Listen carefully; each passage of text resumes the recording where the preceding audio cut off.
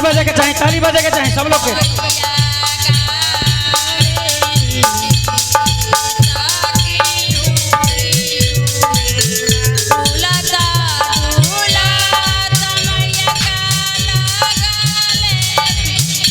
माई के दरबार में हमारे गांव के माई बहन लोग एगो बहुत ही सुंदर गीत गावेला। कौन गीत है जी? जौना गीत के कहल जाला पचारा। हाँ पचारा के करा याद बा निमिया के डाढ़ मैया तनी हाथ उठाई सबे। यो कोनो पूछे वाला बात बा, सबे के याद बा। जेकरा पचारा याद बा निमिया के डाढ़ मैया तनी हाथ उठाई। मैं लोग के याद नहीं खे काहे महाराजा रोजीना गावे नी लोरल केहू के नहीं खे। बाप रे बाप, हे प्रभु। अरे नहीं हो तो उठा देला काम बा गवाही सब लोग के थोड़े। हे हरिराम कृष्ण जगन्नाथन प्रेमानंदी ये ने मौसी उठैले बानी। एक आदमी भइल औरी के बा के करा याद बा।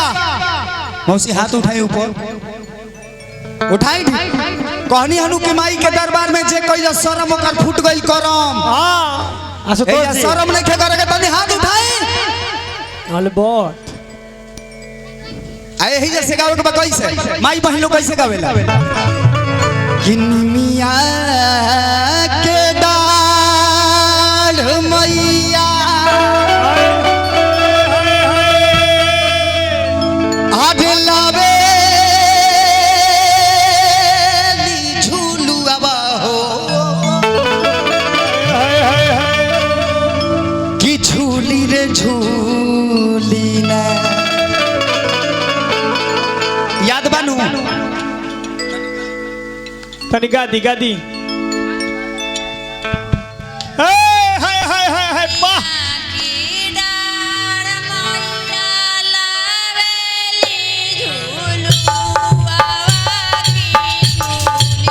ताली बजे के चाहे सब लोग के।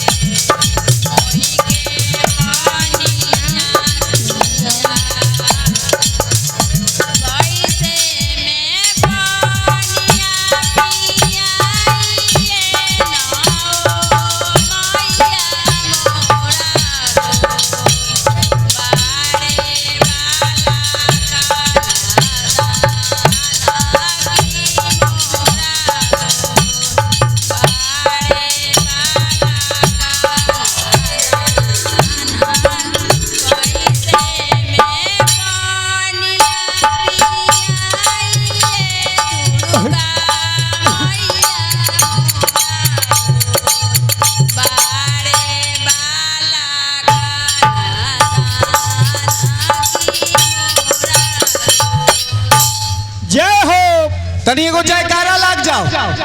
प्रेम से बोली दुर्गा मैया की जय। अरे चाची ला एगो जोरदार ताली बजा हो भैया। डॉक्टर साहब के मम्मी की तरफ से पुरस्कार रहे, एगो और पुरस्कार आई रहे। कौन बाबा रानी है श्रीश बाबा के तरफ से पुरस्कार रहे। प्रणाम रही बाबा के आशीर्वाद बनैले रखब आप सब। लेकिन माई बहिन लोग तय गावे ला ये चाचा आही लंगड़ा केंगो गावेला ये भजनवा के आप सब तनी ध्यान दे। तनी दे बबुआ चुनरिया में से दे।